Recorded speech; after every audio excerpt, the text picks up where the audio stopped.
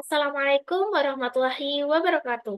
Shalom, Om Swastiastu, Namo Buddhaya, salam kebajikan, dan salam sejahtera bagi kita semua.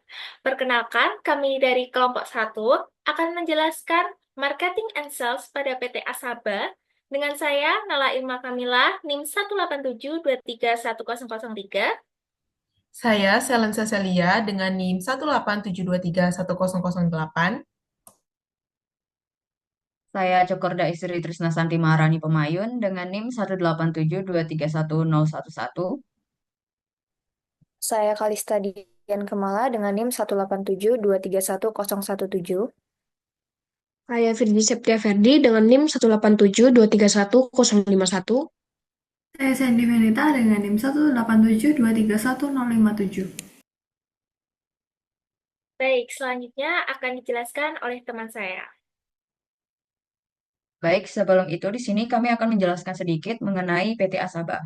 PT Asaba merupakan perusahaan yang menyediakan peralatan tulis beserta peralatan kantor, mesin digital multifungsi, dan solusi terintegrasi, peralatan komputer, digital printing, survei sistem, dan lain-lain.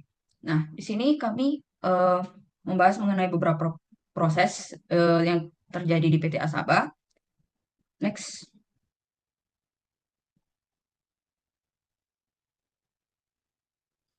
Nah, yang pertama itu ada proses analisis dan pengenalan pasar. Nah, di proses ini ada beberapa aktivitas, yang dimana yang pertama itu riset pasar, di mana mengumpulkan data tentang pasar, kompetitor, dan konsumen, serta melakukan pengecekan kelengkapan dan validasi data. Yang kedua ada analisis data pasar, di mana menganalisis data yang dikumpulkan untuk mengidentifikasi tren dan peluang, serta mengecek kelengkapan data. Yang ketiga ada segmentasi pasar, di mana mengelompokkan pasar berdasarkan karakteristik tertentu dan mengecek kesesuaian data. Dan yang keempat itu ada profiling konsumen, yang dimana menyusun profil konsumen dari segmen pasar. Nah, berdasarkan value adding analysis, keempat aktivitas berikut diklasifikasikan sebagai business value adding. Next. Nah, berikut merupakan waste analysis dari proses analisis dan pengenalan pasar. Yang dimana yang pertama itu ada move, yaitu unnecessary transportation, di mana terjadinya perpindahan data tanpa nilai tambah. Kemudian ada hold, yang pertama itu ada inventory, di mana penyimpanan data yang berlebihan yang belum dikelola. Kemudian ada waiting, yaitu jeda menunggu data yang belum lengkap atau valid. Lalu di sini ada overdue, yang pertama itu ada defect, di mana data tidak akurat dan analisis harus diulang. Lalu ada overprocessing, di mana pengecekan atau pengumpulan data yang berulang. Dan yang terakhir itu ada overproduction, yaitu analisis data terlalu detail atau berlebihan. Next.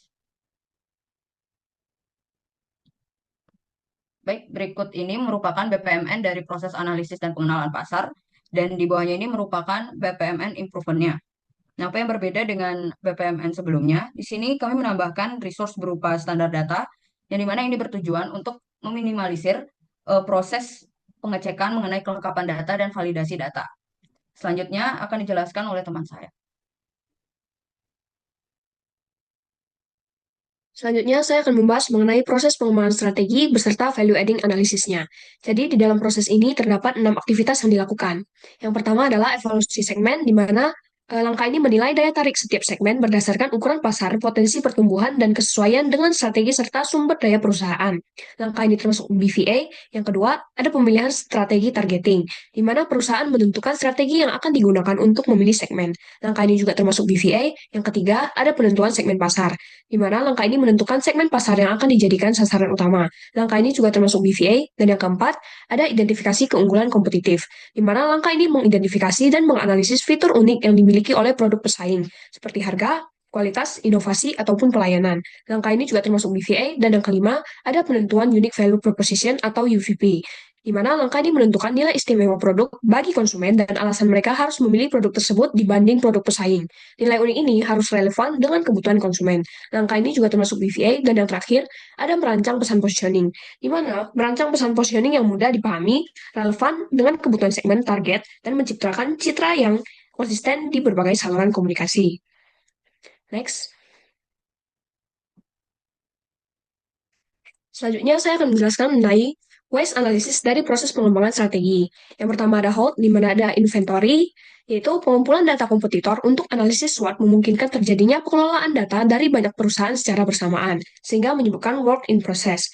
Dan selanjutnya ada waiting, di mana ini terjadi pada jeda menunggu pengumpulan data kompetitor dan pembuatan analisis SWOT untuk dapat memulai identifikasi keunggulan kompetitif. Selanjutnya ada overdue, di mana ada defects, yaitu rancangan pesan positioning yang tidak disetujui akan direvisi dan dikonsultasikan kembali, dan langkah-langkah tersebut akan diulangi hingga pesan tersebut disetujui, sehingga terjadi rework loops. Dan selanjutnya ada overproduction, di mana banyak pesan positioning yang dirancang, tetapi hanya akan ada satu pesan yang digunakan pada akhirnya. Next. Di sini ada BPMN proses pengembangan strategi dan juga BPMN improvement-nya. Jadi yang berbeda pada BPMN improvement adalah data segmen yang didapatkan dicek terlebih dahulu, keterbaruan dan juga keakuratannya. Jika data sudah terbaru dan akurat, maka langsung dianalisis. Jika belum, maka akan dilakukan pengumpulan data yang terbaru dan terakurat.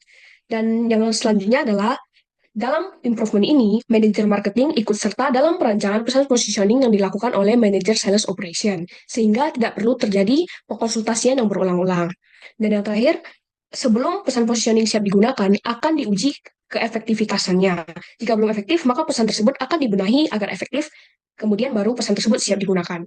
Sekian dari proses pengembangan strategi, selanjutnya akan dilanjutkan oleh teman saya.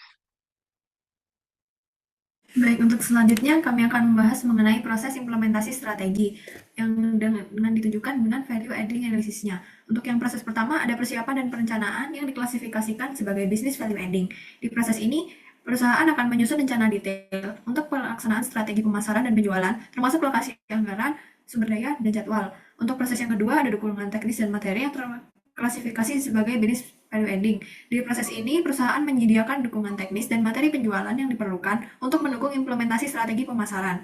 Untuk proses yang ketiga, yakni pelaksanaan kampanye pemasaran atau value adding, yang digunakan untuk menjalankan kampanye pemasaran sesuai dengan rencana yang telah disusun, termasuk iklan, promosi, dan aktivitas komunikasi lainnya. Lalu untuk proses yang keempat, ada koordinasi penjualan yang diklasifikasikan sebagai business value adding, dan di mana perusahaan mengatur aktivitas penjualan sehari-hari, melatih tim penjualan, dan memastikan strategi penjualan diterapkan dengan benar. Untuk selanjutnya, kami akan membahas mengenai risk analysis yang ada di proses implementasi strategi. Untuk risk analysisnya sendiri dibagi menjadi 3, yakni move, hold, dan overdue. Di move, kita kategorikan sebagai motion, yakni ada aktivitas penjualan atau pelatihan yang tidak dirancang dengan efisien. Kemudian di hold, ada waste inventory dan waiting, di mana di inventory ada pemborosan penyimpanan materi, dan di waiting yakni jeda tunggu dukungan teknis dan materi, dan proses pelatihan yang terlalu lama. Kemudian di overdue ada 3, yakni defect, overprocessing, dan overproduction. Di defect sendiri yakni berupa kampanye yang salah sasaran dan informasinya tidak akurat. Kemudian di overprocessing, perencanaan kampanye dan pelatihannya terlalu detail. Kemudian di overproduction, materi disiapkan berlebihan dan kampanye terlalu sering. Dan berikut adalah BPMN proses implementasi strategi serta BPMN improvement-nya. Apa yang diimprove yakni setelah persiapan dan perencanaan akan diadakan koordinasi perencanaan antar divisi yang mengoutputkan rencana strategi. Kemudian setelah itu ada pelatihan dan peningkatan keterampilan untuk karyawan. Kemudian setelah dukungan teknis dan materi akan ada review dan distribusi materi pemasaran. Kemudian jika setelah direview materinya sesuai, akan diadakan rapat perencanaan antar divisi. Kemudian barulah akan pelaksanaan kampanye pemasaran. Kemudian akan ada evaluasi kinerja kampanye. Kemudian jika kampanye berhasil, maka akan dilakukan pelacakan KPI dan evaluasi data kampanye. Jika KPI memenuhi target, maka akan dilakukan koordinasi penjualan, dan jika targetnya tercapai, maka akan diimplementasikan automasi dan integrasi CRM. Selanjutnya akan dilanjutkan oleh teman saya. Baik, untuk proses yang terakhir yaitu proses monitoring dan evaluasi beserta value adding analisisnya. Yang pertama yaitu ada pemantauan kinerja kampanye. Ini mengumpulkan, memantau, dan menganalisis data kinerja kampanye pemasaran untuk mengidentifikasi area perbaikan serta menyesuaikan strategi berdasarkan hasil evaluasi. Kemudian yang kedua ada pengumpulan umpan balik teknis. Ini mengumpulkan umpan balik pelanggan dan tim penjualan, menganalisis ulasan, menyusun laporan efektivitas dukungan teknis, serta memberikan rekomendasi peningkatan produk dan layanan. Yang terakhir, evaluasi penjualan. Ini memonitor kinerja penjualan, menyusun laporan, mengidentifikasi masalah atau peluang, dan memberikan rekomendasi perbaikan proses penjualan. Ketiga proses ini diklasifikasikan sebagai business value adding. Next. Kemudian ada waste analisisnya. Ini terbagi menjadi dua, ada hold dan overdue. Kemudian di hold sendiri terbagi menjadi dua lagi.